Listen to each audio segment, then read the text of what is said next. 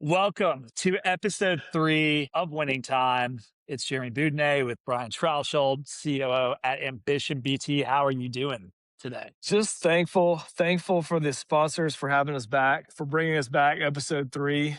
It's great to connect. Our shirts are excellent today. I'm glad we're here. We have like a 70% hit rate on wearing the identical attire on these calls. Do you? And I feel like there's a narrow band of people in the startup ecosystem industry at large, but like basically, if you were in our world from 2010 to 2015, you only wear like black t-shirts, Mhm. like basically those people subscribe to the like decision fatigue. I want no options. I don't want to think about anything. The young people, however, are a little bit more loud. They're a little bit louder in the workplace and on the internet. But like I feel like our era is very much like, yes, it's black, it's gray, is no kind of brands. We're just like locked in. And that was peak like Steve Jobs core, Mark Zuckerberg core, that era. So that was formative for Mark guys took our it age. over. I feel like Mark took it over from Steve and made it like brought the t-shirt into it. Now Zuck wears like kind of weird. Like Zuck's kind of doing a different thing. Mhm. But even like Jeff Bezos, I feel like was in this for a while. Mhm. He got jacked. He raped it up with like the vests and the t-shirt plus the vest. Yeah, I feel like those guys pioneering, clearing the path for us, clearing for us today.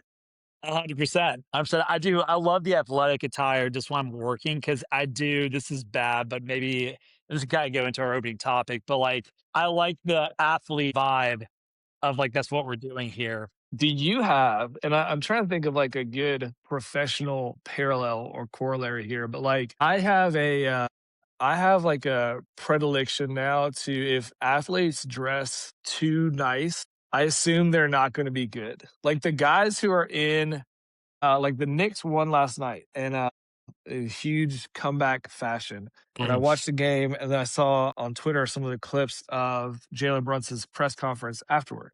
Jalen Brunson's in like comfy core, hoodie, Mhm. sunglasses, beanie, no fanciness. I'm like, I trust him 100%. He's 100%. He just went to war on the biggest stage and he just was like, I don't care at all. I'm putting on this whatever, I Mhm. think black hoodie and was out. Whereas like you see someone who's Mhm. doing too much style. I can't. I mean, Kyle Kuzma is like the greatest defender in the NBA right now. But even like a Jaren Jackson, prolific athlete, awesome player, but very into fashion. And you're like, I don't know. I I don't don't know if I know. trust it. Yeah, we're thinking we're spending a lot of time thinking about how we're looking for the paparazzi, not the X's and O's of Yeah, what I'm gonna do against I don't know, Carl right, Anthony Towns. Yeah, so right. I feel that. I think too, if you're like in a digital native sort of job, which I think founders we are, it's not like we're on Wall Street or closing deals with other people in suits. It's more about what's the output online look like. You know what I'm saying? So it's not yeah, like if I was wearing a suit and tie on this call, I'd feel weird. I don't think it would make me perform better. I think it I would make mean, me perform a lot we worse. we may have to Yeah. do. We'll pull maybe episode 4, episode 5. We'll come in. We'll be ready to go. We'll be ready to sling some vehicles, and we'll just see if the content, if the conversation is better, and then we'll go from there. I actually really want to do that where we both show up in suits and ties and just see how if the conversation goes different. Like if we start talking about mortgage-backed securities and things like that, just natively.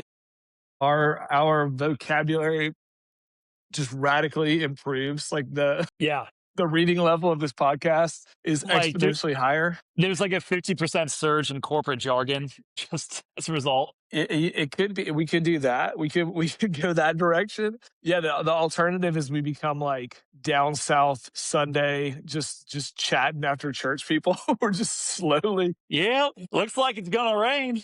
Now them boys that when they got to Antietam, you know what happened was They were outflanked by Stonewall Jackson's men. they burned everything clear to Atlanta. I have some new sweet tea you have to try, my friend. Man, we and that's those are the top two directions. I foresee that It's going. one end of Yeah, it's like it's a bifurcation of which way are we going to go? Are we going to go full Wall Street or are we going to go full Main Street? genteel. Yeah, Main Street, Charleston. Fairhope, Alabama. Yeah, Speaking of Fairhope, hold on really quick, because this is timely for the pod listeners out there. Have you been following the European fans who've come to America for the World Cup games and are like posting their travels and their what they're witnessing in greater America right now? I just want to This is not say on the schedule, but I no. am fascinated by it. I'm glad it just got added to it. So I don't know who at Freddie LA7 is. I don't know if this Freddie, you're guy's even welcome to ever. come. You're invited to the office. You're invited to this pod. We're happy to have you. Yeah, this guy is from, I think, Germany and is posting the most epic travel log ever of the rural South, like with a childlike wonder that is just so sweet and refreshing to see on social media. I'm loving it. Yeah. Here's the one thing that I really enjoy, because there's too many variations of like the European mind can't comprehend. And it's probably all true. Like they're not ready for Bucky's or Auburn Stadium, like and the eagle flying around, all this stuff. It's all badass. But just the like the fresh appreciation that for all of us we like totally ignore, and we totally are like these things that this dude driving through a beach town in southern Alabama, we're like, oh yeah, whatever. Like Alabama beaches aren't even that sweet. That's like the seventh best beach in in the Gulf Coast. And this guy's like, I'm in heaven, and we're like, we don't even go there. We don't even Yeah. go to that place. I think It's awesome. he posted a video driving through the Gainesville suburb, Gainesville, Florida. We won't even go there. Just amazed. Like, look at these houses. I'm like, wow, man, maybe I'm not appreciating the wonder. That's like the not even the top 200 probably nicest suburbs in the United States. I bet it's not top 500. Yeah. And we see, so that's the point. Like Freddie, you're invited on the pod. Other European tourists who are doing this, welcome. You're welcome to come talk a little bit of sales, a little bit of Mhm. tourism. But could this be the uniting moment our country is looking for right now? Of look at these Europeans and what they see with fresh eyes, fresh perspective that we are just taking for granted every single day as we complain about all the stuff we complain about. Yeah, it could be. I mean, we're seeing from both sides. On the one hand, you have Americans rallying against snooty British people, being like, you have no culture. These stadiums aren't as old as ours. And then people are like adding them with like Ohio stadiums, like 120 years old. So then you have that side, and you have the side of the people coming over who love it and are cherishing it and talking about it and just creating a national pride. So it could be. Let's hope. We need it. We need it. It's fun. It's a welcome. Yeah, it's just a great little vibe for the internet this week of following Yeah. these people and them highlighting things that like we don't even stop at Bucky's, and they're like, this is the most insane, incredible thing that's ever existed, and they Americans ignore it. Like, Americans, I tricked my kids in telling them like to look at something else when we pass the exit with Bucky's. I'm like, look at that as we go by it. You're not trying to get roped into a 45-minute stop at Bucky's with beaver nuggets and all that good stuff, huh, BT? You know, not right now. Not today. Yeah. No, it's a great moment for America, and I think it's really refreshing to see, considering there's a lot of anti-American sentiment that I feel like has been coming out. But it's a chance for us to shine and to show the world we're the best. Still, sorry. More tweets, Europeans. Show us more stuff. We are appreciating it ourselves. I don't know who organizes this, but more flyovers. We should be doing flyovers maybe at halftime, multiple times per game. Yeah. Just for the fun. And yeah, like if these people post, here's my last political or whatever semi-political statement. But if you post 5 positive tweets on your European or wherever you're here for the World Cup, I think five tweets, automatic green card. Like automatically, you have 12 months. You can stay here for 12 months. I'm not opposed. I'm not opposed. I think also BT, you're in Chattanooga where the Spanish national team is hanging out too, right? How's that been? You know, it's awesome that is getting a lot of love on X. And like first, a lot of hate because they were playing at like a high school stadium or training at a high school Mhm. stadium. But my kids are there. My kids are on campus of that high school literally every day. I haven't seen any Spanish people or people of Spanish descent. I've also been told you will not notice them at all because they're all like 5'7" and like 135 pounds. So you won't even realize they're like the Tom Brady of Spain. But it's cool. I think it's cool from a they've done like really cool branding, like the marketing of it and how they're doing it on social is actually super interesting because they're doing like they're training and they're doing a little bit of like media availability. But it's really funny. Last thing I'll say is that I heard this from a guy yesterday. They were golfing, and in Chattanooga, there's lots of really, really good, high quality golf. But they were playing at this like the Spanish team players who, like I said, one would call them like Tom Brady esque or LeBron James esque of Mhm. European soccer. And to be on the national team, you have to be like the penultimate players there, number one team in the world, number top one or two perspective in World Cup.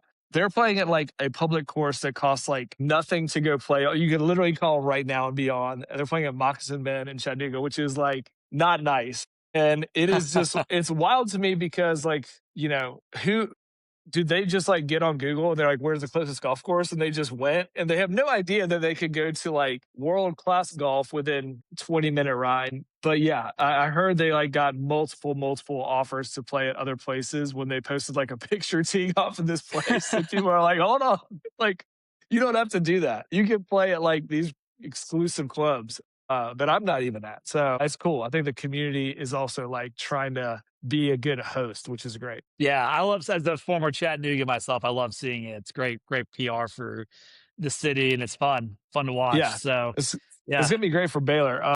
Also, I think it's just like, you got Austin Allred like arguing with people about like the quality of Baylor. I'm like, I love Austin. I'm like, do you know anything about Baylor? What do you do? Like, what are you doing? You're married to a Baylor alum, BT. You know firsthand, right? I'm out here in these streets. I'm here. I love it. Well, I'm excited. Like, obviously, competition. We talked about the Knicks. We talked about World Cup. So, winning Fashion. fashion. The name of this podcast is Winning Time. What we're talking about today for our opening segment is not all that stuff we've already just covered, but I actually wanted to share, BT, a tweet that I thought was really awesome. I think really instructive and relevant to startup founders and anyone who's in sales. So, if I may read this tweet, this was retweeted by Mark Andreessen, famous venture capitalist, one of our favorite guys to follow in the startup world. But the tweet says, don't be confident, be overconfident. Be delusionally confident.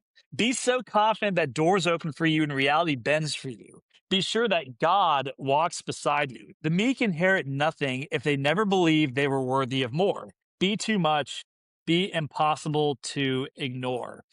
And then it's a bunch of he has a bunch of images here they tweet of like quotes from Seneca. Seneca. Yeah. And like Jim Valvano and all this stuff. It's pretty and there's like research studies that show hyperconfidence and overconfidence, really push people, beyond what they're capable of. And Mark Andreessen co-signed it with the tweets that many people are doing. AKA, yeah, this is what you should be doing. So let me ask you, BT, what are your thoughts on this hype around confidence and what role does it play as a startup founder and as a sales professional? This one's actually complicated because on one hand, I think that Mark is totally right. And, I think that you and I and many of the folks that we're friends with and that we know in this world, like, there's no reason that, three people who went to Tennessee, have the right to start the company that we've started and do some of the things that we've done. And like, if you looked at, our IQ on the scale of successful founders, the pedigree of other founders, like there's no place where we probably rank in the top decile of those folks, like Mhm. from a pedigree or IQ or whatever connection standpoint. And so I think that we've benefited personally from some of that, like, why not us? Like, why can't we do it? Now, on the other side, I think there's like a almost like there's a different type of this that you see, which is like people who like detach from reality that could either go like incredibly well or can be like the most miserable people to deal with. Like, like basically like you want to never deal with those people again in your life, whether they're salespeople, founders, anything. And so there's this like fine line, which I don't think there's no perfect guidance for, but I think the biggest thing that I take away from it is like believing that you can do it, or that you do have the capacity to do and to win and to be successful and to be right. There's a lot of people who don't believe that they're right, which I think is like a terrifying thing, or that like other people are smarter. Like I Mhm. think to summarize, I love the tweet. I love also Mark's like almost arrogant framing of it, like many people are doing, like picture of Seneca. But yeah, like there's something to a crazy thing I'll say, but and like you and I can make a joke about this, but like people who are into like prosperity gospel and like this Mhm. whole like God wants you to be successful type stuff, and people can believe whatever they want to believe, but that's actually powerful. Those people believe that they go to bed every Mhm. night thinking like God wants my family to be great, us to be successful, and us to be wealthy or whatever. And that's kind of the first step to manifesting it in real life, if you believe it really at your core at like a foundational level. And I think that's great. And like whether you think it's like some deity, or whether you just like want it to happen and believe that it can happen, or you're in like a Mhm. relationship with your partner who believes it for each other. Yeah, that's like real. And like the same thing with co-founders or a team, whatever. Once you believe and you say it and you like truly are bought in, like why not? Like why like what's stopping you? Yeah, I a great distillation, man. It's funny you said prosperity gospel. I didn't see you go in that direction, but it actually made me draw a parallel I just thought of, which is I'm a Christian myself here, but there's a saying that faith without works is dead. Like works is that's literally in the Bible. It's like your works are the output of your faith, and so you need good works, obviously, as like a demonstration of your faith. And I think in the same way, it's like confidence or faith in oneself without works is dead too. So I think it starts with like confidence is the very first thing you need. It's like faith. It's the foundational thing. When you apply the works in tandem with it, they both grow stronger. I think your confidence enhances and the quality of your work enhances too. Maybe for people who aren't naturally confident, how do you manufacture that confidence on a daily basis? Because salespeople, even the best salespeople can get, hit in the head by, Yeah. a bunch of deals going south and risk losing that confidence. How do you continue to manufacture that even in the face of adversity? That's an awesome question, and I think there's two angles to the answer, that at least from my perspective, and I'll take the founder one first because I know that I've lived that. And as a founder starting your own company, there's lots of folks out there who are early stage company, whether you're a founder or early stage employee, and you know dude, more than 10 years in, the days are still like roller coaster. Like great thing happens, inevitably something terrible happens. Great thing, whatever. And I think the great people who are even better founders than me, they're like they're just numb to all that because they just believe that whatever may happen, they're going to keep like moving forward. And like the worst shit ever could happen. And it's like, cool, we're just gonna innovate on this, or we're gonna actually change from this to that, or we're gonna like do a U-turn and pivot to something else. And at times, back to like the obnoxiousness of it, you can see people who have like the blinders to like any criticism, negative feedback, whatever. And I mean, I think Elon is like the greatest. Like Elon doesn't even accept negative feedback. It's just like problems are just like stepping stones to be to be bypassed. And he's fantastic at turning everything into, I wouldn't even say positive, but like it is progress. Like every single thing Mhm. is progress. And so I think that is what I take away from that. And I think that great founders, not to put me in this category, but like even when things are not going to the level that we want them to, if we if we really do believe that it's all part of this like progression of like steps that you have to take to get where you want to go, then it's like fine. The thing in the moment that's negative doesn't matter.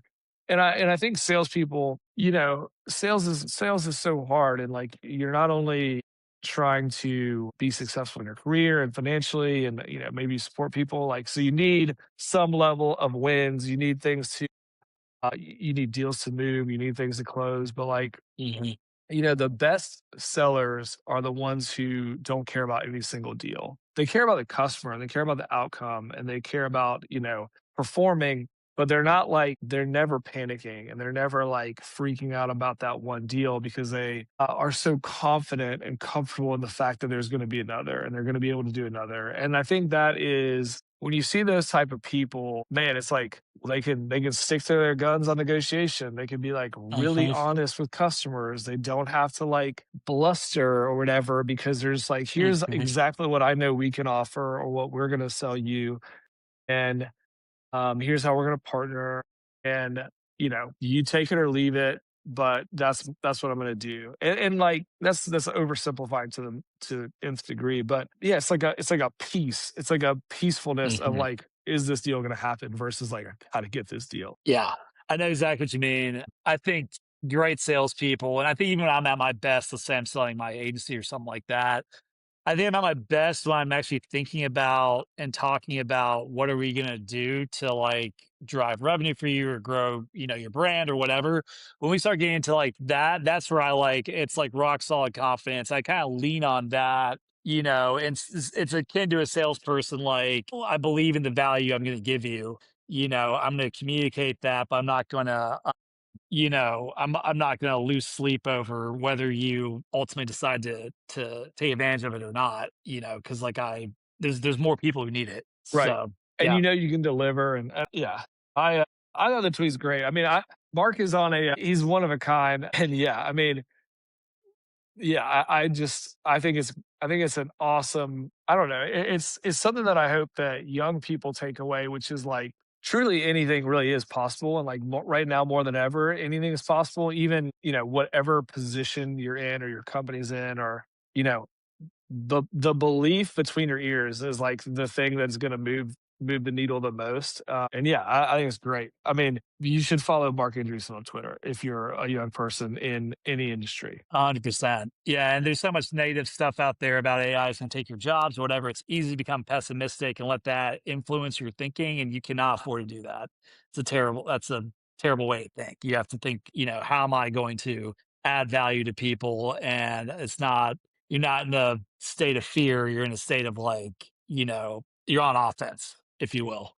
So Yeah, I yeah, play yeah, offense. I love play offense, be on offense. The Yeah. last thing I'll say is like just be positive. If you're a seller out there and you're or anyone, like if you're always looking at the downside, like the bad in the situation, you need to reset. You need to go look. You need to go. You've looked into the abyss too long, and you need to go look at the stars or something at night, and or watch a sunrise or something, and like get filled back up because Mhm.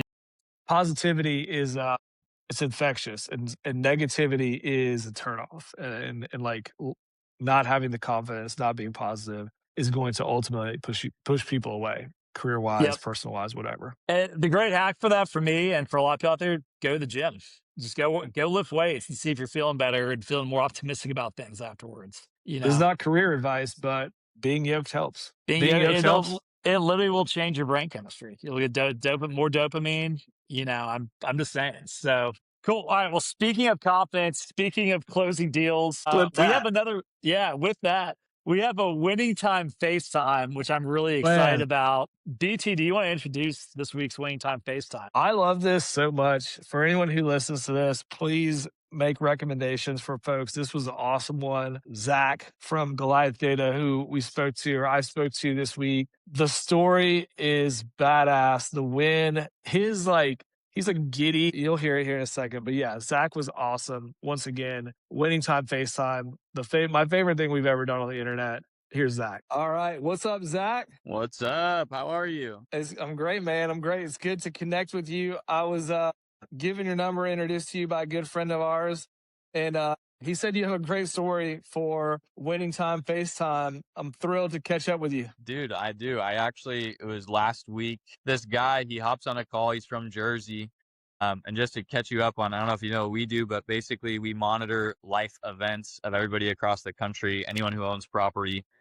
We have their contact information. So the goal is to like contact them, help realtors and investors find that next property. And he gets on this call. He's like, he's a little cocky. He's like, "Oh, I've been Is doing this a this for cold call or is it like a scheduled call? So he scheduled it. We have a really Okay. funny incident. So he saw our guys screaming at each other, and he was like, "There's no way these guys can do this. Like, this is BS." And he just has these like funky glasses on too. Actually, I didn't even think about this. It was kind of like this actually, and they're prescription glasses. I asked him about it on the call. Anyways, he was like, "Yeah, this all sounds good. I've tried everything though. Everybody's the same." And I was like, "I promise you, we're not the same." And so in these cases, like I can literally find owner's contact info. So I was like, you know what? Let's just swing for the fences. He's clearly not like he's interested, but he doesn't think we're that good. So I asked him where he's at, what areas he buys in. I pull up our data, happened to be probate lead, so someone had just inherited some property, and I was like, this is the one. So I skip trace it. On the call, he goes, you know what? I'm going to call it right here. We're going to just see what happens. I usually like try to hand it to him. I'm like, okay, let's do it live. And you're And on he Zoom, called. like you're on like Zoom and he's like Yeah, grabbing the number on his phone and like you're watching him call. exactly. And I'm just sitting there like, okay, we're about to, this is a home run. The contact info's right. We're good to go, I guess. And so we're sitting there. He calls. It's the office line. The girl's like, hey, he'll be back in like 10 minutes if you want to call. And I was like, hey, that's a good sign. The first number is correct. It's his office. They know who he is. Yeah. And then on the call, he calls back and he's like, hey, yeah, we just inherited it, me and my brother. We don't really know what to do with the property right now. We're debating on if we want to sell it, if we want to. And he goes, you could see his face just like, holy crap. This He's is like, like, this is real. This is like real life right now. exactly. And he goes, yeah. And he ends up, he's really good at wholesaling and selling. So he's like, he's like, yeah, let's make an offer. Let's chat. You guys have time later today? We can get both of you together. And they're like, yep. And then I followed up with them this week and they just got the property under contract. And even before that, he decided to sign up for a $4,000 plan. He's like, that's it. That's the one. Got to do it.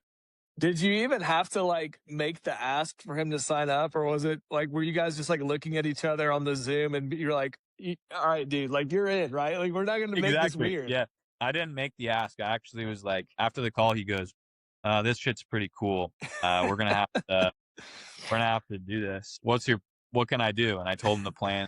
Like, I actually want more than that. Like our standard's 3,000. He goes, I want to pay more. What can I get? So that was cool. He upsold himself. So. That's not the experience for most of us out there. Give me like, so tell me that first of all, dude, that's awesome. And like, what a badass story. Like, is it typical that people are like, I don't know, like skeptical and they're like, I don't believe this is going to work. Like, is that something you're always dealing with? Yeah, we deal with that. I think there's a lot of in our industry, prop tech. There's like a lot of people that just pop up and are there for a year or two and then they disappear. We've been around now long enough where people are like, I've either heard of you or like I'm surprised I haven't heard of you.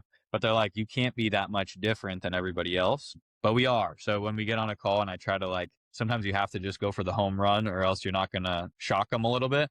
Yeah. And we actually have to have a little bit different sales technique. We see people in our industry, they're too eager to sell somebody. We do a lot of pull away tactics.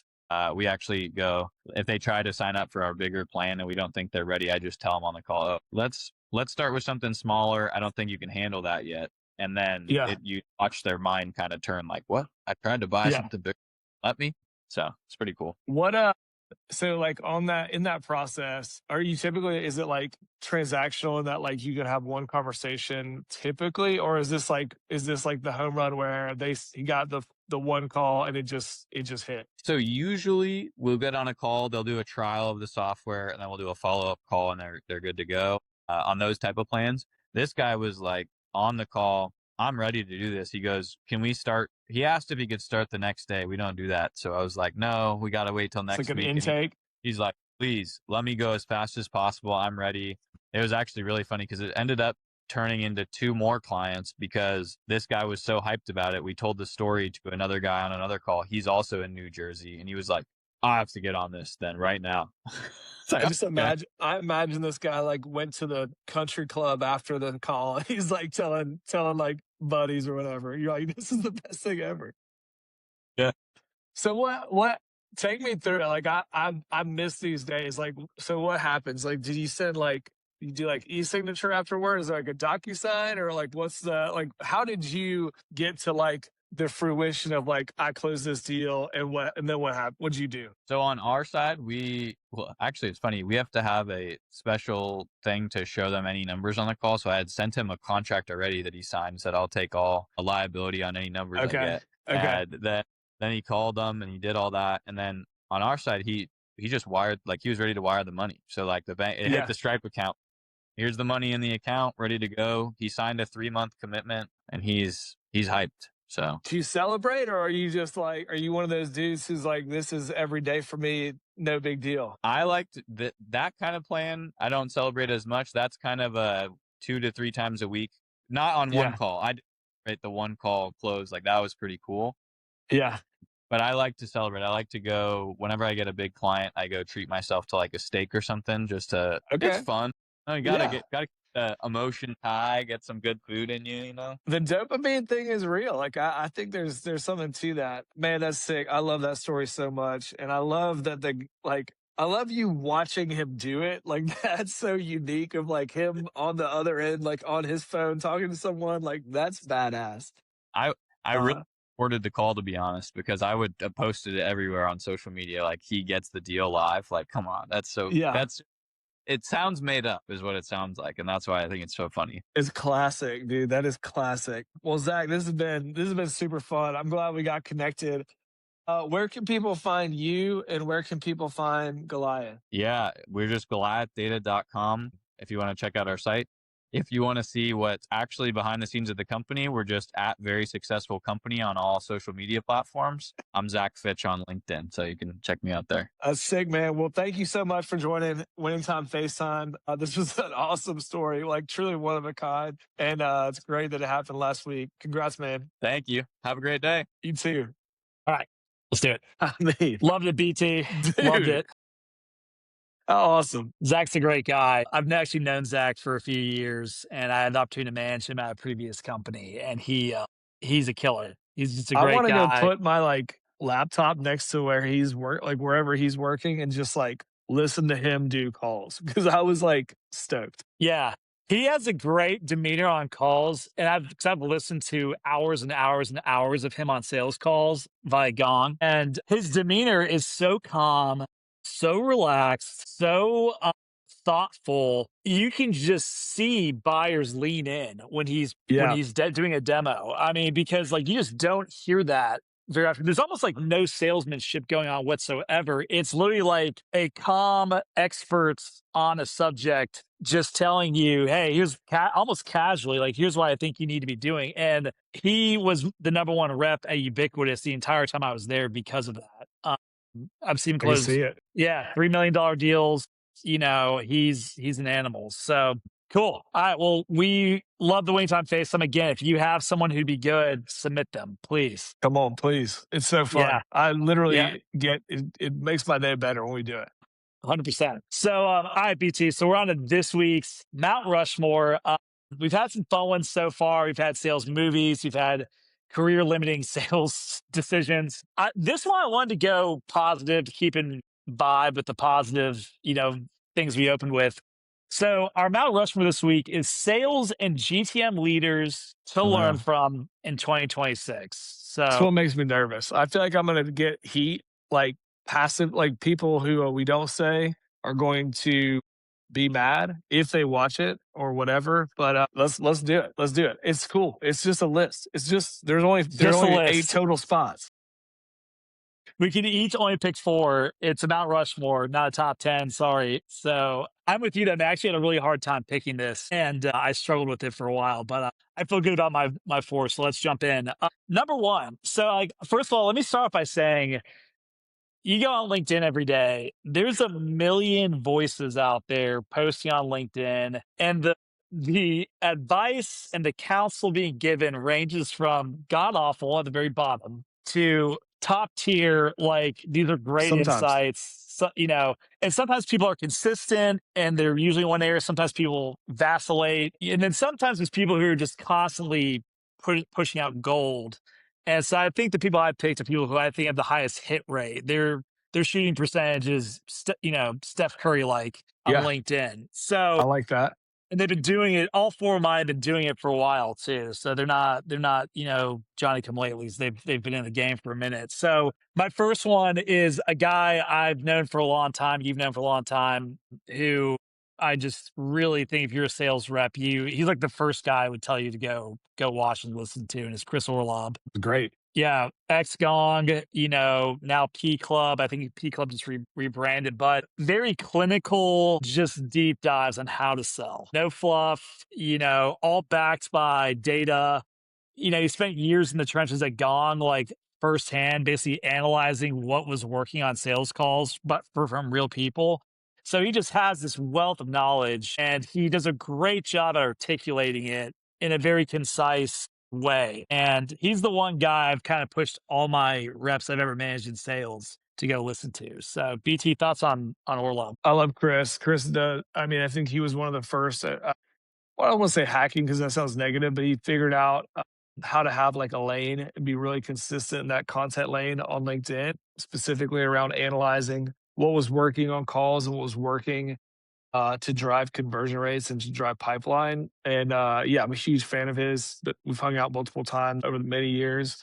But yeah, can't argue with the pick. I'm a fan. Good opening pick. All right, so let's hear yours. All right, my first one. I don't know that I have any curveballs today, like I normally try to throw at you, but this is not a super, influencer type guy on LinkedIn, but Mark Craney. Mark Craney is someone who, long time Silicon Valley just slash tech landscape sales leader. For the young folks may not know Mark. I had the pleasure of meeting Mark a handful of times, especially early in Ambition's career. But beyond meeting him, you can read some great stories in Ben Horowitz's book, The Hard Thing About Hard Things. I think I got that right. And it has some stories from like their HP days, but just the classic revenue leader, sales leader, hard charging, like very, high expectations, get shit done, get someone on the phone. And I mean, I strongly recommend that book. And there's some great segments in the book about Mark and Mark Craney, that is, as well as Mark Andreessen and Ben Horowitz in running that company and ultimately exiting. So yeah, Mark Craney, my first nominee. Mark Craney wrote one of my favorite articles of all time for enterprise SaaS sales. If SaaS products sell themselves, why do we need sales? This came out 2 weeks after I joined Ambition in May of 2014. It's still just as relevant, but I've told my reps this before. I think this is how I think about pretty much every brand I work with is you have three things you have to answer for a buyer. It's why change, why you, why now? And that's it. So, why change, why you, why now? And it's very hard to convince someone to do that. I mean, I think most people, you're convincing people to fight. You're fighting against the status quo, and every time you try to sell a deal. And he does a great job of breaking that down. And yeah, that's a great one, BT. Great reference. I didn't even think about that, but yes, that is exactly. You are fighting the status quo, and I think especially that generation of sales leaders runs through the wall that is the status quo, and they are fantastic at that dynamic. All right, who's next on your mountainside? I love my next one.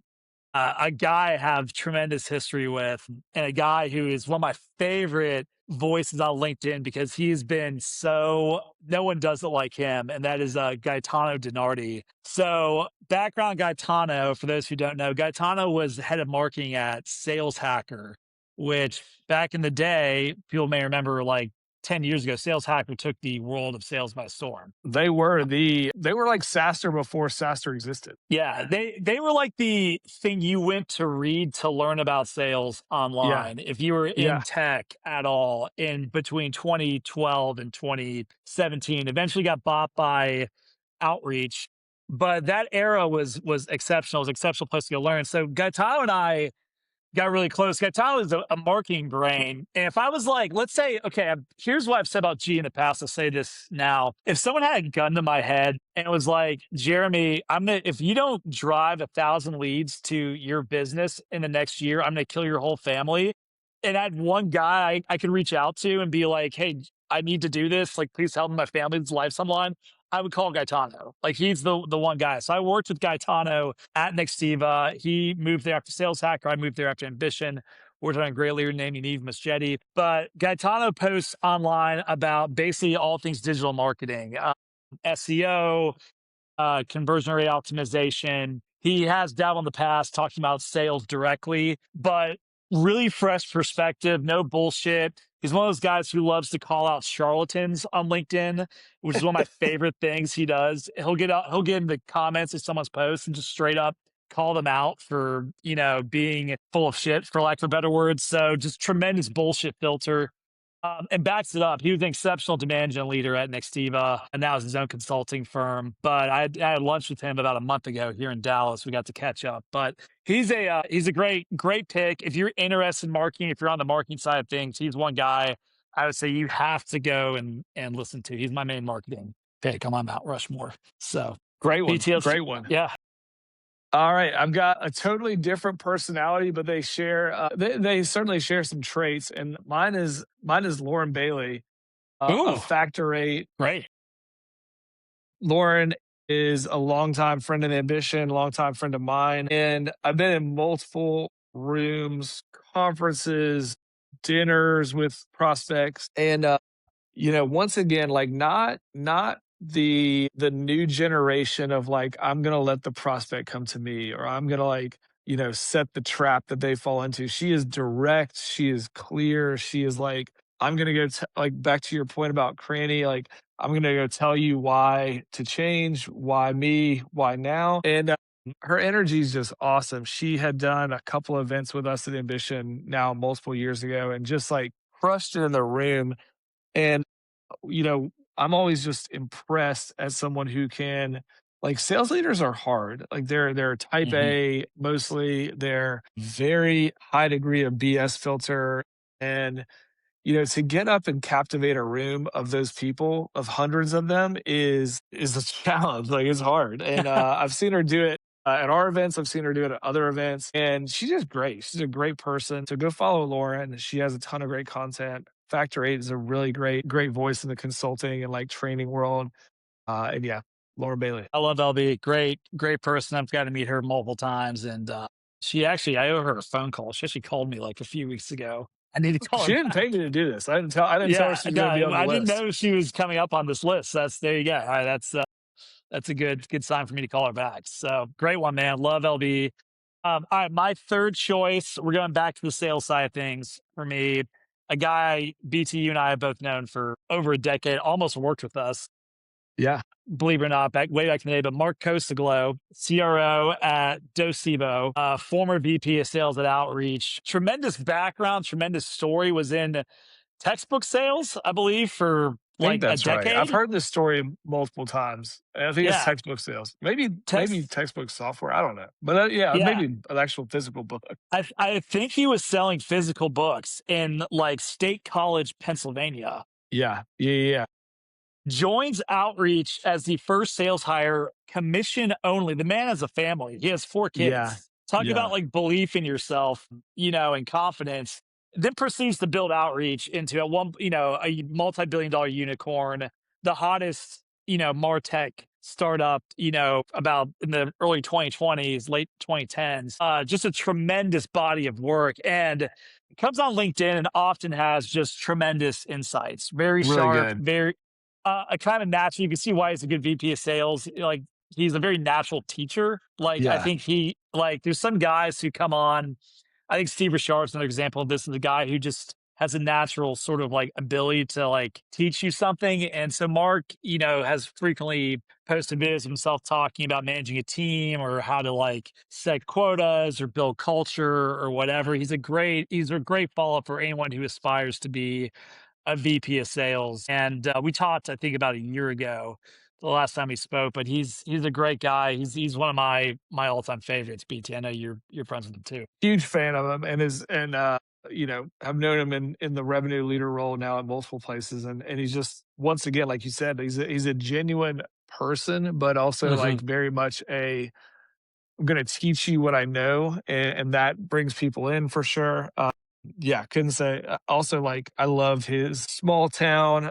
Not this in a negative way, but it's just like he's salt of the earth, flyover country, Mm, guy who went back to I think State College, and just a great dude.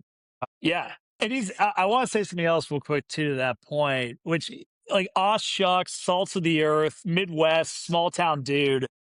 Is not what people usually think of when they think of a just badass, hard charging VP of sales of like a major tech company. But That's he true. did it. That's him. And Yeah. he you don't have to be this in your face aggro, person necessarily. You can be a Marcosa glow and Yeah. absolutely crush the world. So Yeah, that's a great yeah. point. My next one, and I don't know if he'd qualify himself necessarily as like a sales leader. He has a lot of sales leadership qualities, but and I've known him as a seller and a relationship builder. But Matt Guido at Corporate Corporate Visions visions. is has that, at least for me, that Midwest Chicagoland accent, disarming personality, not in your face. But I hung out with him.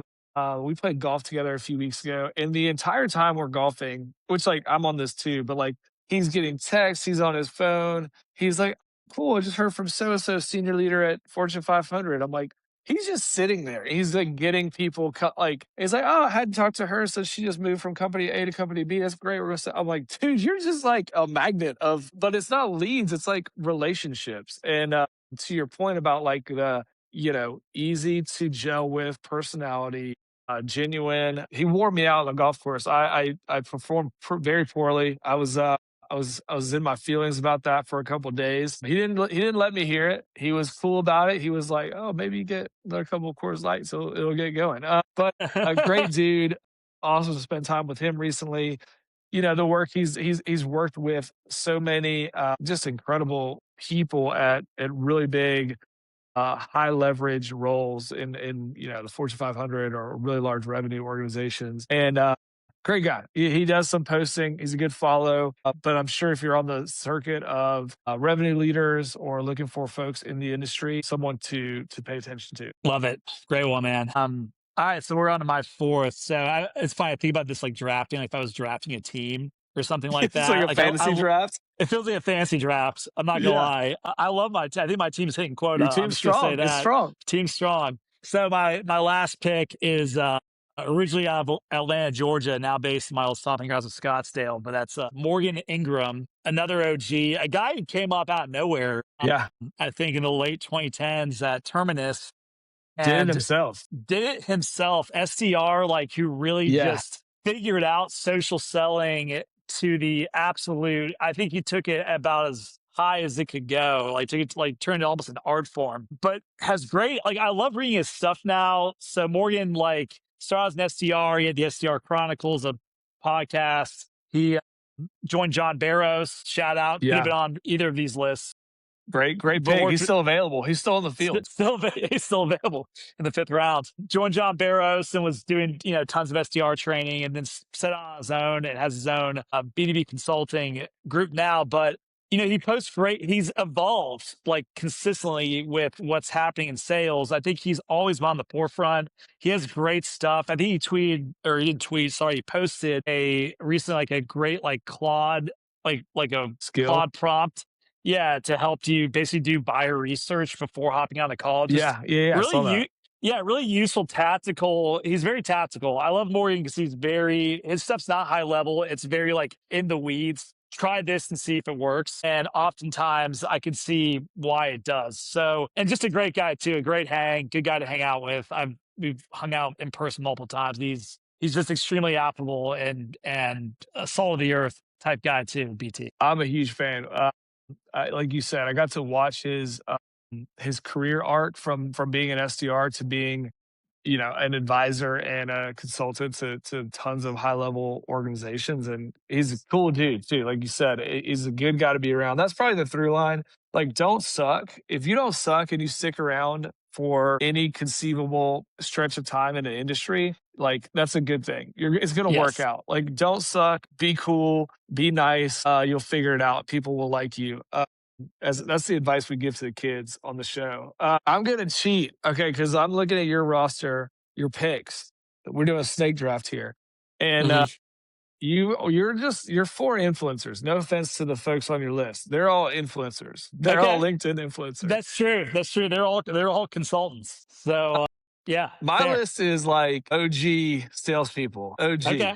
I like Mark, this. Lauren, Matt. I'm gonna do a double. I'm gonna take mine and I'm gonna come back around and I'm gonna do the Oh, fifth. And I'm going at two influencers, but for different reasons. And one is our good friend and a really impressive person, Beck Holland, who mm, kind of similar to Morgan's story. I mean, was at, I think, Chorus or Gong, or actually both, I think, and really like became an expert in prospecting and in how to make that initial conversation work for a sell SDR, I should say. And just really honed that craft. Is an incredible speaker, incredible presenter, can really like transfer knowledge to people in a room in a applicable, approachable way. So big shout out to Beck. And then the other one I want to mention because I feel like she's come on more lately, but I mean, I say lately, it's been years. But Jen Allen Kuth, also, you may know her as Demand Gen, but like mhm. really great, really great content. I steal from all these people because I think they all have things that you can take. But I follow her stuff really closely because she's great at, I feel like she has the art of the LinkedIn post down, like where Mhm. you get the hook at the beginning, and I'm like, okay, well, hold on, I gotta figure out like I know it's like 250 words, but I'm gonna read the whole thing. It's very good. So big shout to Jen, big shout to Beck. I cheated there a little bit, but you would have had the next pick were we to keep going. Thank you, man. All right, so this turned into a fantasy football draft. You mentioned it, It's and I started thinking about it. I was like, well, how would I do that? What would I do? I It's like honestly, I I only we had like running backs, and you had like only wide receivers. that's true. Well, I did go heavy receiver in my opening picks, but no, I love both those picks. Beck, had the pleasure of watching her speak at Peak, the Ambition Summit, Yeah, a few years she's ago, and great. absolutely phenomenal and really great, really great. Understands the art of writing a great cold email, which is like just probably one of the most valuable It's gonna crafts come back. It's coming you can back right now. I think it is. I think it is. So and Jen also phenomenal. So great picks, man. I think we've got some solid lineups here. This is turned into a fantasy draft, not Mount Rushmore, but I'm not mad about it. So Well, that could be a new way we do it going forward. That'd be hilarious. Barris is yeah. still available. He's still on the board. I'm going Barros at 5. Just why not? The name's already out there. Like we're doing it. Shout So out to John. I love it. yeah, cool. All right. Well, BT, great stuff, man. Any final thoughts before we end this episode? I mean, just go out there and just believe. I love it. This was fun. It was fun to talk about the confidence thing. I do think every seller, every founder, you got to have it. Whether it's going well, going poorly, not going at all. That's a fun thing. So thanks for setting this up. This was a great time as always, and talk to you soon. Sounds good. We'll see you guys next time. Shout out to the sponsors. See you guys.